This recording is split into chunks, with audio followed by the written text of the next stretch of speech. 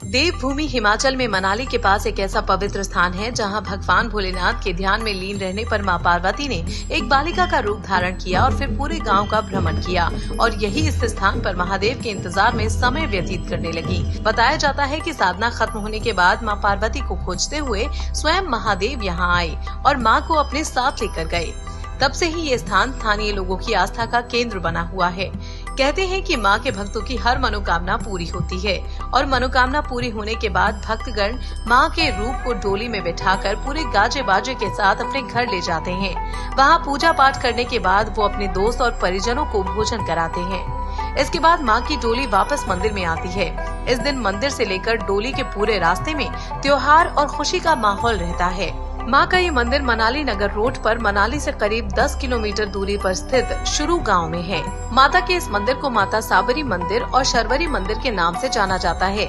मंदिर प्रबंधन से जुड़े लोगों ने हमारी जाने अपने मंदिर की टीम को मंदिर के इतिहास और इसके महात्म्य की जानकारी देते हुए बताया कि पुरातन समय में भगवान भोलेनाथ और मां पार्वती यहां से गुजरे थे। शुरू गांव के ऊपर स्थित पहाड़ पर भगवान ध्यान के लिए रुके और लंबे समय के लिए उन्होंने ध्यान लगा लिया।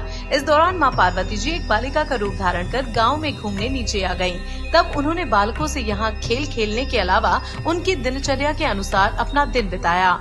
तब भी महादेव ध्यान मुद्रा से वापस नहीं लौटे तो शुरू गांव के ऊपर छोर पर मां ने इस स्थान पर बालिका रूप में समय गुजारा जहां आज ये मंदिर है। ध्यान खत्म होने के बाद महादेव स्वयं मां पार्वती को खोजते हुए यहां पहुंचे और बाल रूप में उनका इंतजार कर रही मां पार्वती जी को अपने साथ लेकर गए। साथ ही उन्होंने मां को यहां पुनः आने का वचन भी दिया। तब से ही इस स्थान पर पूजा पाठ होती है। स्थानीय लोगों के अनुसार साबरी मंदिर से करीब 250-300 किलोमीटर ऊपर पहाड़ के पीछे एक गुफा है जहां भगवान शिव ने ध्यान लगाया था। उस गुफा में शिवलिंग भी बताया जाता है।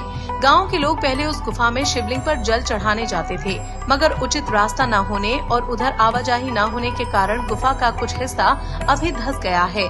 इसीलिए अब गाँव का कोई इक्का दुक्का आदमी ही उधर जा पाता है, मगर माता शर्वरी अर्थात साबरी के इस मंदिर में भक्तों की आस्था बेजोड़ है। हमारी टीम के सदस्यों ने मंदिर पहुंचकर इस पावन मंदिर के दर्शन किए और मां का आशीर्वाद प्राप्त किया।